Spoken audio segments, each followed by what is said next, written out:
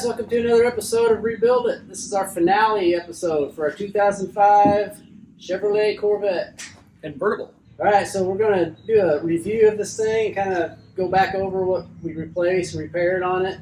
And it's a great day to review a convertible. It's a balmy 35 degrees outside with 24 mile an hour winds, so it'll be a great day to put the top down and feel the wind melting your skull with the ice. Alright, so let's get started. Alright, so here we have it, all nice and complete. You guys can remember all the different damages on this thing. It's even hard for me to remember now after working on it a few months, but the hood, we replaced it. Remember, we found the hood at a salvage yard on the trip when we actually picked up the car. And so the old one was destroyed over there, had a big rip in it, so that's been replaced. Front bumper was all destroyed in the wreck. That's all been replaced. I got that on an eBay buy. Along with the fog lights, those are new, and then you restored those in one of the videos too. Yeah, they came on the replacement bumper. And that headlight we saved, but we put in a new lens. This headlight was gone, so this is an eBay headlight that we replaced on there, replaced the lens on it. You detentified it. Yeah. And this fender, I think all that was left of it was this little area right here on the wreck. I think all that was gone, if I remember right. Well, some of it was gone. You ripped off the rest of it. Oh, on the trip. Yeah. Yeah. And then the wheelhouse, which I'll talk about when we do the price breakdown, that's underneath there was a big expense on this car, so that was replaced. But back here, really, there was nothing except for cleaning it up and doing a lot of de-stickifying from all the adhesive, and then a lot of buffing and clay barn, some sanding on some of it. Guys, that clay barn, it makes a huge difference. I mean, it's just, I didn't know anything about that before we started dealing with cars, and now, I mean, it's really easy to do, and man, it makes just a giant difference on the way your paint will buff out. So on the back, we took out all the stuff that was blacked out. Remember, the side lights were blacked out, all the tail lights were blacked out. Remember, we had one muffler or one set of tailpipes hanging down. Yeah, that right side was hanging down real low, and then that was just an exhaust hanger. You just pop right back in the mount again. Yeah. Wheels, we just kind of cleaned them up. They're in pretty bad shape, but they look good, presentable from. Yeah, they're a 5-footer wheel. They're not bad. I wasn't real crazy about the black at first, but they've grown on me, and I think I'm going to keep them. I really like the way that the whole black theme kind of goes. Looks good. And I think we talked about this earlier on the ZR1. I didn't really like the white or the stock headlights on it with that white background, you know. But these black ones look pretty cool. I kind of like them. Yeah, they definitely look a lot better when the housing of them is not a very stark. Yeah. Different color, and I mean, even I don't know. I don't know that the body color was a good choice on those. You know, like on a red car or something like that. It's just kind of weird. Yeah, it makes it look kind of racy. Then on interior wise, it was just a lot of cleaning, because if you'll remember, this top was down at the auction. It was covered in the blue plastic, which had leaked, and so the floorboards were full of water. We had water in here. We had water in here. We had the driver's side floorboard that had water standing in it. Remember, all this was really gross, and a lot of the paint and everything was off of this side where somebody's leg had been rubbing it, driving it. So we took all this out, and anything that was this, it was kind of a copperish type color. I don't know. It didn't really match he replaced these button things too, and these are like a silver color, and they match that color that he chose to paint it a lot better than the original one, I think. The shifter and this right here all kind of match it better now, I think. But we replaced a lot of switches, like some of the door, these switches on the door, ignition switch, traction control, just anything that was kind of wore out. This one we think was damaged from water, but everything's just it feels new in here, you know. It smells new, doesn't have any kind of weird smells like it had been wet or anything. Remember, we had a steering wheel bag that had blown. This has been all replaced. The dash, we had to take it, haul everything out, replace it, new airbags. There's no warning lights or anything. I do have one tire pressure sensor monitor out of that front left tire that's bad. I got to get replaced. But everything else is just like, feels like a good car, new car. It's what, 64,000 something miles on it. Seats are in good shape. Got these nice new floor mats in here. I don't know of anything else to go over except for let's take this thing on a drive. Let's do it.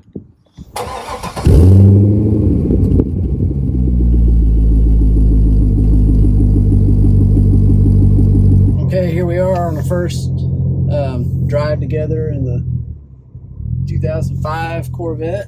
And last time you and I were in a Corvette was in a 2010 ZR1. A little bit difference in power here, but the interior overall feels about the same. The center console on the ZR1 had the big laggy touchscreen. This one's the more analog. But other than that, this one's a convertible. The ZR1 was a hard top. Yeah. I was telling Dad before we got going here, it's nice to be able to sit in one of these cars with him and review it and actually be able to fit, because like the last 3 or 4 cars, the Solstices, I don't fit in very well. Like my head's either touching the roof or my kneecaps are up on my chin. This thing sounds really good. It's got the SLP or something, the exhaust on it. I can't remember what the... But it has a little bit of a back off to it, like get it. Hear that? So one of the things I really like about this car is that I can feel comfortable driving it around without worrying about, okay, this was a $120,000 car when it was new, and it's got an LS9 supercharged engine with all this carbon fiber everywhere on it. Oil change is such a pain. You have to worry about overfilling. It's a dry sump and all that stuff. And you just kind of it's like driving around a little piece of, for me, it was like a little museum piece. You didn't want anything to have to do with this thing. That one at the time I sold it was low $50-something thousand car because it had a salvage title. Well, this one is like $15,000. So it's a huge difference in money, and it still gives you, still got the fun factor. It's like all the fun stuff, the transmission feels the same, the handling feels the same, everything, the braking, even though that other one had huge brakes, this one still has really good brakes. It's still a Corvette. It's not like you're going down to a Cobalt or something. Right. But it doesn't, it just doesn't have that crazy, like, you gun it and it throws your head back against the seat, type thing, which it still does. I haven't really gunned it yet, but it probably will throw you back, but not 650 horsepower to throw back. You're not doing 75 in first gear. Right.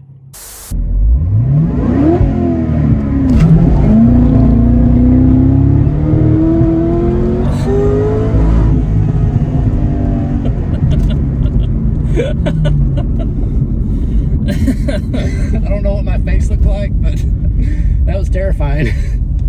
And this has got cool stuff too. Like you've got the Tour and Sport selective ride controls that you can go between if you're feeling froggy, and you want to. Yeah, like right now I've got it in Tour, so I can put it in Sport. So we're in Sport mode now. Yeah, now it's like real tight. That's the point of having selective ride, is you can stiffen it all up if you're going to be taking corners at a higher speed or whatever. It's gonna stiffen everything up so it's more planted. So how does this one rank compared to we've done other vehicles in this general vicinity? We've done the Challenger SRT, we've done the Corvette ZR1, which the only thing that compares to that is it's a Corvette. We've done my Mustang, we've done the 2 Solstices, which those aren't anywhere fast as this. How does this compare to that as far as drivability goes? And the Porsche Boxster. Well, drivability, there's not much that beats a Corvette. I don't know if that's why all the old guys like them, because they've had experience in life and they've driven lots of different things, and they all say, well, there's nothing that beats a Corvette. It's just like, it's roomy, it is very responsive to, your steering is just very responsive, brakes are really good, it's got tons of power. The LS motor, everybody knows, is bulletproof, all the way from a LS1 to an LS9. They're just great motors. There's parts are readily available. They're easy to work on. There's a huge list of pluses. Pretty cheap to mod. Yeah. The only car that I've ever had probably that handles better than these is that Boxster. Believe it or not, the Porsche Boxster, that thing was an incredible handler, and I'd love to have another Porsche again sometime. Okay, so we're getting ready to pull out here. Let's go through the gears. See how it compares.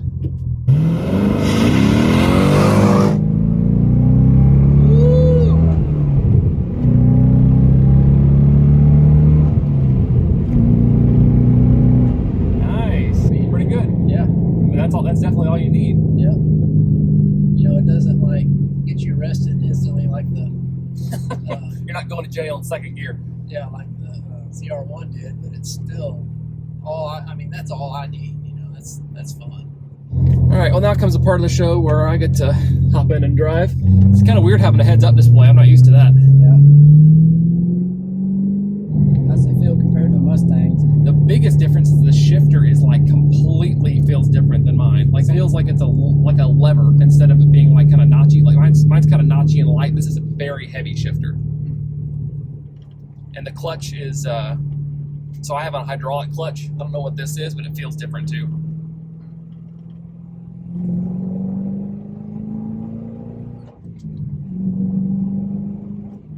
It's nice. I've always liked C6 Corvettes. They're probably my favorite Corvette. After we did the ZR1, it kind of ruined me on it. Yeah. Any of the rest of them. As far as looks go, I think my favorite looking Corvette is probably a C7, other than the C1. I mean, C1. Well, obviously. And C2 also. And the C1. You know, and the C2. And the C3. I mean, the iconic Corvette is a split window 63. Yep. You know. But my dad had that 58, which was awesome. You know, and I worked on that a lot, and so I really like the C1. But as far as the modern Corvette, I'd say my favorite would be a C7, and I had never driven one, so I'd like to do one of those someday. The seat bolsters are pretty aggressive on this thing too, compared to my car. Well, they're adjustable. I got them in quite a bit.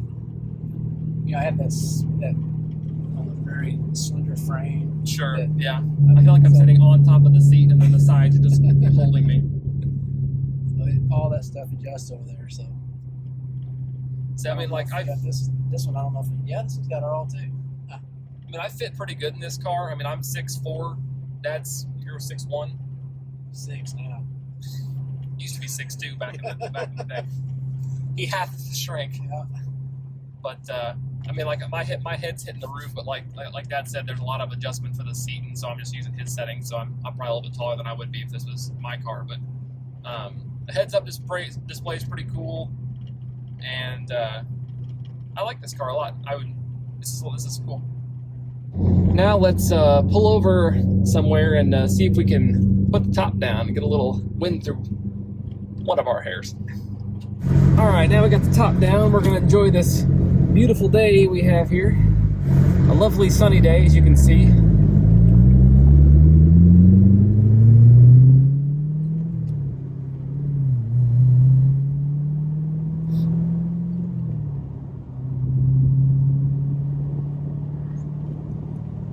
It's a little chilly out here. Okay, is that far enough? Let's put the top back up. Whew. That That's feels a little bit better. Let's head back to the house and do a price breakdown of this thing and see how much we spent. Okay. Well, the winning bid from Copart, I don't think we've divulged this yet, was $5,800, which I thought was. Remember that I won it for $4,500 or something, or no, $4,800. That's what it was. And they came back and said, no, $15,000. And I said, no, I'll just stick with 4,800. And so they came back and said, oh, how about 5,800? I said, okay. I don't know if that was a ploy, if that's, if the first offer is like some huge amount, and then it gets you to think that the next offer that they make is going to be super cheap, Anyway, so we bought it for $5,800. The fees from Copart, $913 even. The travel to go get it, because we had to stay all night and we go to Indianapolis. I don't remember. Yeah, we had Indiana, I think. We had that big diesel truck, and we had to pay the astronomical price for diesel at the time. Yeah, I remember we paid $6 a gallon at one point. And that was $383.91. So it doesn't say much for the hotel that we stayed in. 300 of that was for gas, and the rest of it was for the hotel and food. and food. And then when we got back, first thing we had to order, because it didn't have any keys, was the key and the fob. Was $132.55. Licensing, which came later, was $85.65. Airbags, $302.48. Dash, the actual dash, $429.99. Interior switches, we had several switches on the doors and the console that were replaced that were just kind of wore out, $175.48. The e-brake boot, the leather part around the e-brake that was all tore up was $41.61. What do you think about this price? Paint, $1,335.75. So we had both fenders, the hood, and the bumper painted. Mm-hmm. I think that's a pretty good price. Good job, Body Man, Mike. Yep. Framework, $750, which was, I thought, a steal. The front bumper was the most expensive part we had to buy, which was $1162.76 because of all the little pieces and stuff in there. Floor mats, $129.90. That was the nice finishing touch on this thing. Mm-hmm. They're nice floor mats. The sun visor that had the mirror broke on it was $129.95. The A-pillar trim that was cut was $30. Seat belts, getting them reset, and the module reset, $217.20. Miscellaneous nuts, bolts, and bulbs, $57.11. Headlights, which we had to buy one headlight. We had to replace the lens on both of them. That was $246.33. The front fender, $518.97. And this is the one that I thought was the most ridiculously priced. We only had one thing that was out of whack, I thought, on this whole build that was too high. And that was the wheelhouse. That's the part that goes under the fender that the fender bolts to. It's just like an inner fender liner on these cars.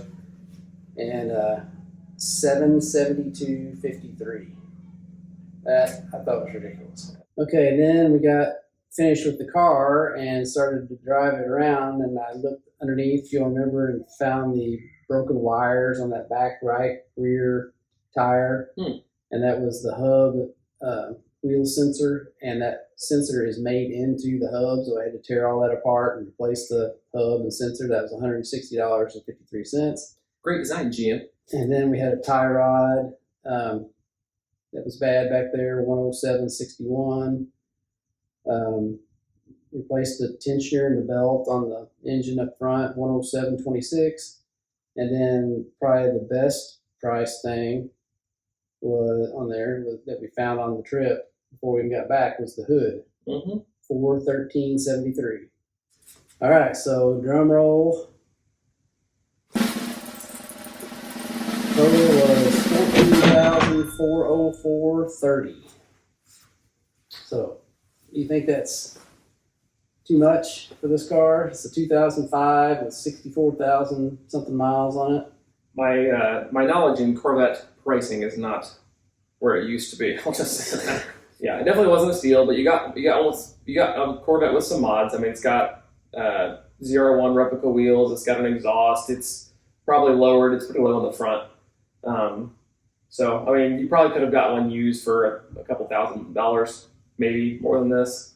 I'm thinking this is probably worth 16, maybe. I drove it here with Andy's. I think we probably already said that in this video, but we're about 3 hours from my house, and I drove it here this morning. And I drove it the other day. My wife and I went to a movie, and it is probably everything I want on a fun car, just because it's convertible, which my wife is a big convertible nut. She loves that. It's a 6-speed, which I love. It's got all the comforts in there. It's got dual control. It's got heated seats. It's got a big trunk that, like, if you want to take a trip, you don't have to worry about, like, where am I going to put all the bags and stuff. You got tons of room for your suitcases. Golf clubs. Yeah, golf clubs. It's like all the best things that you want on just a fun car. I really enjoy it. So this one might be one I keep a little while. All right, guys, so thanks so much for watching this episode of Rebuild It and this finale video on this 2005 Corvette Convertible. Hope you all enjoyed, and I think this is a fun project, and Dad's going to keep this car for a little while, I think. Yep, I just really like it. It has everything I want for a fun little trip car. So my wife really likes it. So hey, maybe we can take a trip. And then next project, do we want to say what we got coming yet? Nah, it'll be a surprise. We'll see you on the next one. Make sure you hit the like button down below and subscribe and turn on post notifications so you get notified whenever we get that new project. See you guys next time. All right, bye. And always remember, don't retire it if you can rebuild it. Thanks so much, guys, for tuning in and watching this week's episode of Rebuild It. Make sure you subscribe so you don't miss out on any awesome content. Have a good one.